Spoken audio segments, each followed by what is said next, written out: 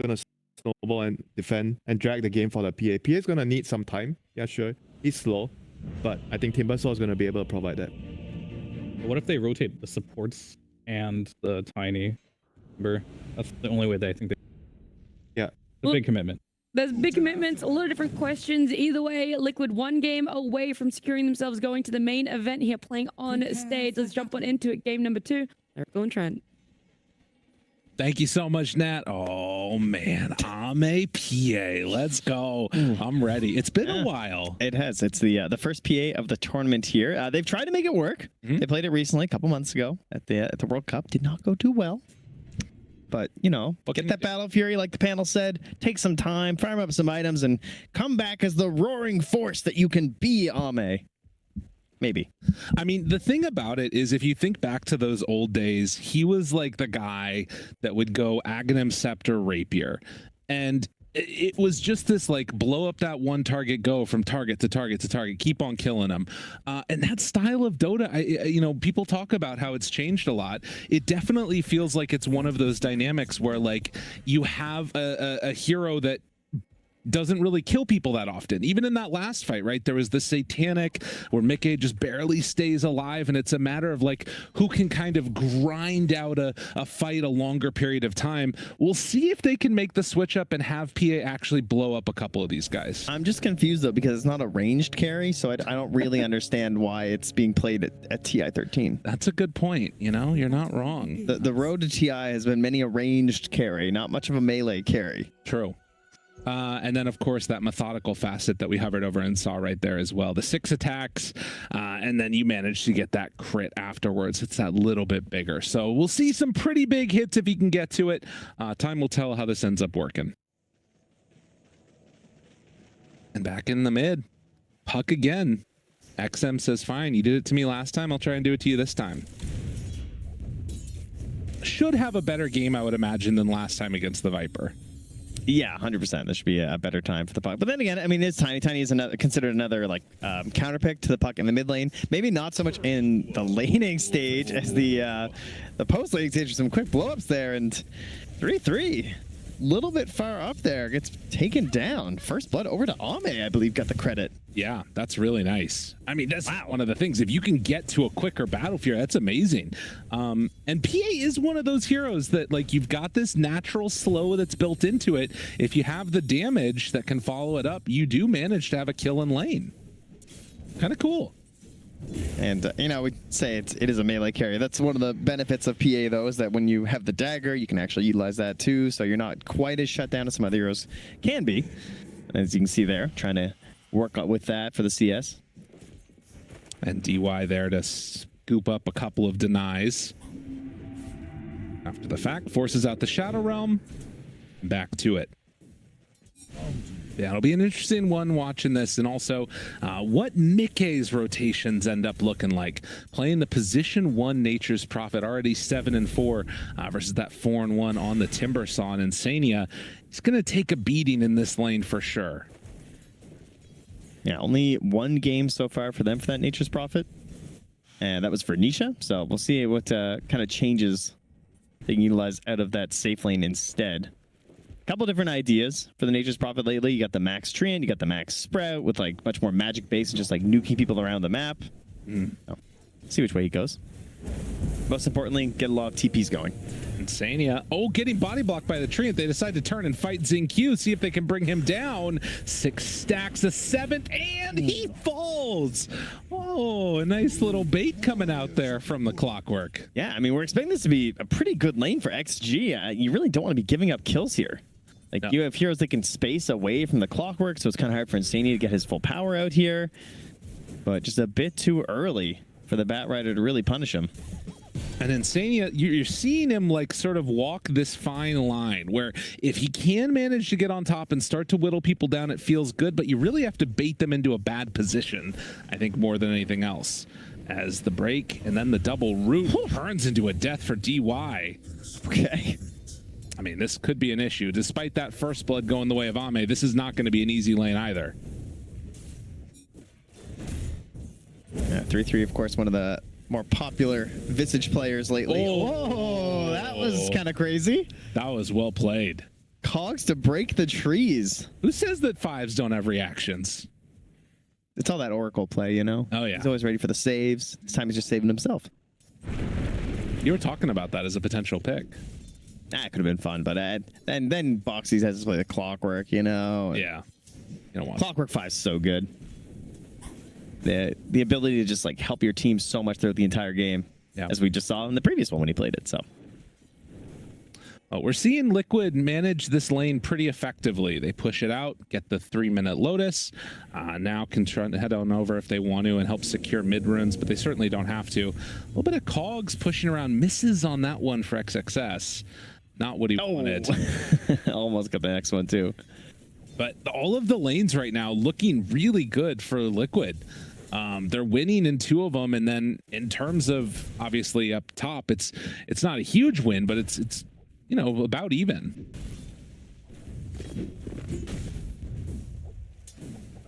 XM starting to play a little bit of catch up here. I guess it's mainly just the bottom where it's going quite well. 24-10 versus the 16-2 for XXS.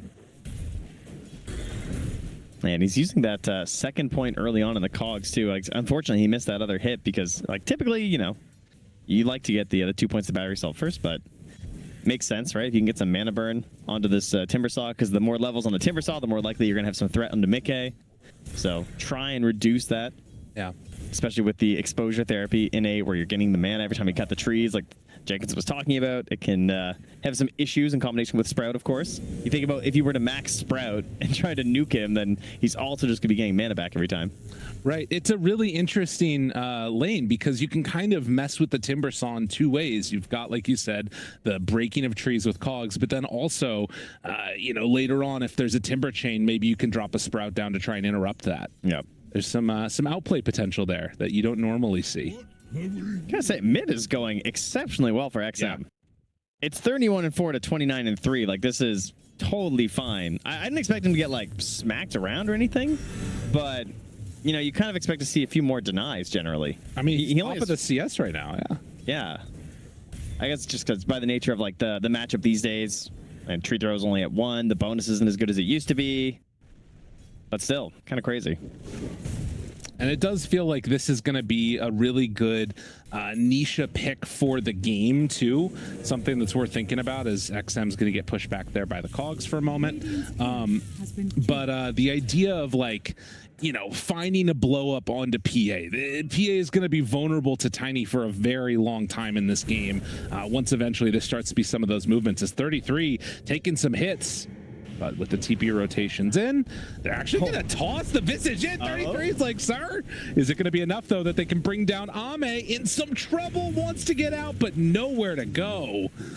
Sometimes what looks like a throw is actually the next level play, and 33 gets a double kill. So much gold. Jeez, pass him over, man. Give me the coins. Radiant's middle tower. Wow. Pay the ferryman. Take him away to the underworld. That's crazy. 33's getting rich. That actually puts him at the top of the net worth right now, despite having only 29 last sets. 3,600, almost 3,700 gold. And at this 7-minute mark, while there's action mid, there's some other action going on over to the sides in Q. Not gonna be able to get there in time. Insania sneaks one. Oh, that's gotta be frustrating. This poor tree. Yeah, and Mickey is about to be level 6 as well. So in combination with the Clockwork, you know, you got to be a little bit careful roaming around. Low HP. Jeez. Well, I mean, this game was always going to come down to Ame having a good time, but I will say that XM at getting these levels, things feel in some ways kind of nice there, but he doesn't have anybody to play with. Both supports are level 3. It does not feel like they have the tools that they need, as this tree is just going to make sure that that catapult doesn't do what it wants to do. Yeah, he's a puck who's super dependent on his cores in this game. I mean, mostly one core, the Timber Saw. Right. The damage coming up from a Bat Rider and a tree this early is just pretty weak. Like, he's going to need coils in combination with Timber to try and land these kills. And, you know, credit to XM. Like, we always talk about how he plays the snipers, the vipers, the razors. Those are his kind of heroes. He's a grandmaster puck. Like, when it comes to actual playmakers, he does have this hero on lock. So you can already see it from the laning stage that he has really been grinding this. Yeah. knows those common counter pick matchups and has been able to deal with them somewhat well. Ame still just looking for a way to get farm in this game, and now at 33 he's gotten level 6. I mean, that double kill really just often it feels like. Nisha's on the hunt, looking for a dire carry. Oh God. Where could he be? Oh no, are they gonna get him? Oh, I'd say so. There's a safety bubble. He at least salved Nisha up. calculating, doing some math here. Waiting for it. Hits. Avalanche hit. Toss hit. Is it gonna be enough? No. No, did he not have? Did the Wrath of Nature not hit? I think it didn't. That was a little bit strange. They must have just lost the vision on him or something? Or, yeah, I don't know. I thought he was about to get blown up. I was expecting the big 400 damage nuke to come in. I think Nisha was too. But no such luck. No, not this time. That's very disappointing invis room. That was a lot of time. Yeah. For Nisha to roam around there trying to find him, went through the camps, and not even get the kill. I mean, they're farming on other heroes at the same time at the very least. But yeah, it's a 4,000 gold lead already at just under 10 minutes. They have lost Lyrical. They missed this one kill. It's over. Stop making excuses. Look at that. His confidence is shot. He misses the avalanche here. Oh, God. Oh, man. You gotta run Zinq. Not gonna happen. Dude, the double wisdom runes are just devastating. Honestly. It's a painful one. Oh, this could be big, though. Wait a minute. They bring in XXS. Now they have it double. Oh, no. The Chakram's not going to be enough. They got to run away. Liquid just bring the rest of their heroes, and suddenly it's like, oh, this is over. And now the stun, the pushback, XM does get the coil onto a couple. Do they have quite enough to bring down little Nisha? It does not quite look like it. XXS moves back in. There's the clockwork hook shot. Tries to go in with the second round of chakrams, but it's just going to be a Timbersaw dead. They are all falling apart. All 4, all 5 gone. The Wrath of Nature came through and did some work there. Oh, the Wrath of Nisha did that for sure. There is no doubt about that. My God. Oh, man, that bounced all over the place there. Last little right click as well into the puck there from Boxy. He gets the credit, but the Wrath of Nature is what helped secure it. So good in these early engagements. Jeez. Man, it just feels like XG's lineup it doesn't quite have the synergy to make the early game work together, you know? Like, if you can't connect a coil plus this Timbersaw to try and get a kill, they just have nothing left at this point. They needed a tree in mid. He tries to get the return. Oh, by the way, the 3 points in cogs here. Yeah. From Insania, connects with the punched one, and then the Wrath of Nature comes through right at the top of your screen there and gets a little boop zap onto XM to help Boxy get the last right click kill. Absolutely destroying him. It just was too much damage spread around on not a small enough number of targets. And like at the end of all of that, Visage is, just amassing boatloads of gold. And now they've more than doubled the lead that they had earlier. Yeah, it's a 9K lead at 11.5 minutes here. And this is a 11.5 minute Blink Dagger finished up on Tiny. This is one thing that the Tinies have really struggled with. At least the games I've been casting, I feel like this hero has just been having a terrible time, right? Waiting so long to get this Blink Dagger. Feels like they have to like sit and they can't move around unless they get the perfect power runes. But no, not a game like this. Despite missing that kill earlier with the Invis, the big 5 hero wipe in the mid, gives them the Blink Dagger, has the damage combination of a Willow and a Clockwork. Like, this makes the Tiny's life so easy. And Ame is just broke as a joke right now. Still eyes on a Battle Fury eventually that I think is never going to come. 10-1. It's incredibly hard for them to deal with this. Yeah, Ame just has to run away. They break the smoke on Nisha. So at the very least, they're able to get some separation there from the PA. But an incredibly difficult moment now. They do have Tree, which is going to try and help keep these towers alive if they can outspam enough. But we're looking at a pretty long ways away of anything going the way of Xtreme. The +2 HP on the tower doesn't really inspire confidence. No. I got to be honest with you here. No, not at all. Bottom lane. Maybe. Oh, also mid everywhere. Yeah, they're all starting to fall. They get the Bat Rider, and XM has to run the fear. Ame almost dead. They're being attacked on all fronts. There's nowhere to look. They're coming out of the woods. Oh man, this is looking like a real beatdown. It's just all at once. everything has just collapsed for them right now. This is a ridiculous gold lead. Yeah. I mean, Mickey is like doubling Ame right now. In fact, more than doubling him. Well, and like Nature's Prophet is always a hero that gets farm, but like the fact that they were able to play this lane so well, so quickly, and now Mickey is also going to be going into the Gleipnir, like... Are we sure they weren't passing a Midas around? I know, right? I've seen this lately, okay? I've seen these gold leads at 13 minutes, okay? Yeah, We double check these patches. Check him, BC. They're getting closer. All right, thank you, Ops. All right. Appreciate that. You're safe this time, Liquid. All right, are they going to get this Wisdom Rune? It looks like they will. So that's something needed. Off screen. Yeah, just hitting ancients. Just waiting for the next big ulti here in 4 seconds. Hey, can you guys jump somebody so I can get this wicked Wrath of Nature on them, please? Thanks. Nisha with the amplified damage. Somebody's going to die. Ame just has to run. He's got to get out of there. Whenever Liquid shows up, they have to walk away. You cannot fight this right now at all. Oh, they are just controlling this whole map. There's no other option, is there, for Ame? You just have to go Battle Fury. Yeah. I don't think there's any, like, crazy PA build where you can actually just get involved and try and do something. You just got to play for the late game. The 360 damage crit, like that number, seeing it just does not feel good. It's not a good time. No, it's really not. Nisha. Oh, that's not good. There it is. Yep. He's like, hey, you killed him too quick. What the hell? XM trying to catch and kill a wave. And now just forced to run. Oh, they're coming for him. The pig pull. Nisha's hunting. Nisha's looking. XM is going to phase shift and get the TP out. But yeah, Roche is open at any point. Mickey jumps on the XXS. Oh no. Yeah, they got him there. He's in trouble. Starting to fall and dead. Last Orchid hit for all it's worth. I mean, this is the moment where you're like starting to theory craft. How do you speed run finishing the game? Because it feels like they're playing PvE at this point on Liquid. Yeah. Absolute demolition. Grabbing waves. Pull them back to the side. Allow the other creep waves to head forward. This 33 will farm this one up. I mean, I'm just looking at these Radiant heroes and I'm thinking, like, how do you kill someone? I mean, they could kill Boxy. He's killable, maybe. I mean, he has a mech, though.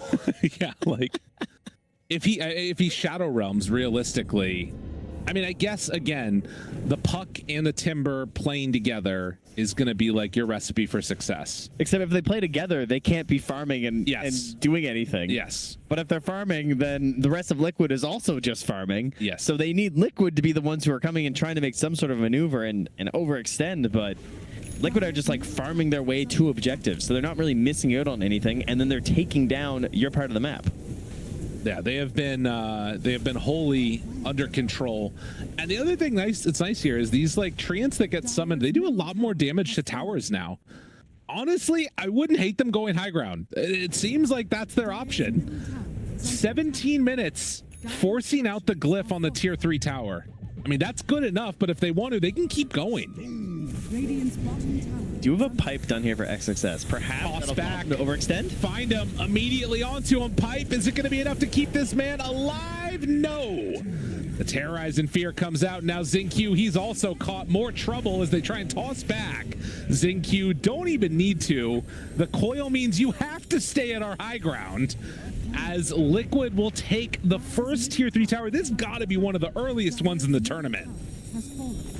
Demolition here as a clean execution comes out. And 3-3 micros the bird to grab the top wave as it leaves the base. Yeah. Oh, He's pulling it over. He's like, oh, we can farm this, guys. Ame still not going He to... grabbed They got both waves. They pulled both waves in. That's full racks done. He's like, I've been practicing with my couriers for this, you know? Every game when they're losing, he grabs them with those. That's what the birds are for. Insane. This guy's just too efficient. 15-1. Who's the feeder, by the way?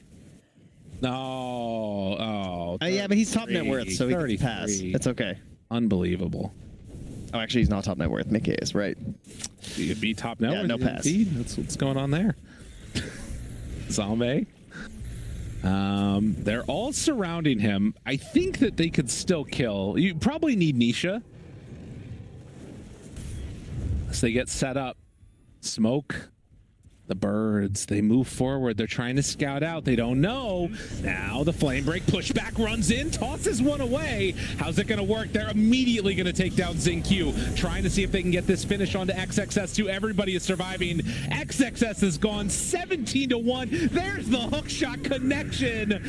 Devastation of the highest degree as Team Liquid for the 3rd year in a row is going to be going to the International.